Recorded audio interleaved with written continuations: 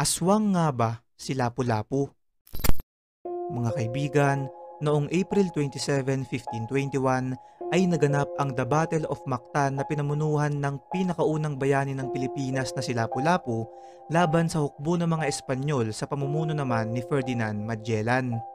Ayon sa iba't ibang libro patungkol dito, ay inabot ng halos 2 oras yung sagupaan kung saan lumalamang ang grupo ni Magellan dahil malayong mas matitibay ang kanilang mga pangdigmaang kasuotan at mas matatalim ang kanilang mga espada. Ngayon, ayon sa Philippine mythology, the Aswang phenomenon ay may ibang bersyon daw ang kwentong ito.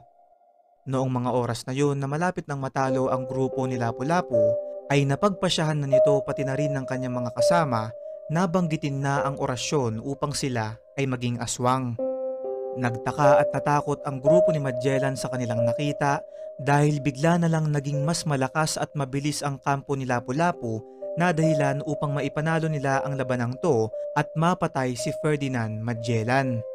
Ang bersyon na to ay hindi nila sinasabi sa paaralan dahil baka magbigay takot sa mga bata, ngunit ayon sa ilang historiador ay ito raw ang tunay na nangyari sa The Battle of Mactan na itinatago lamang sa mga Pilipino upang protektahan ang lahi ng mga aswang dito sa Pilipinas.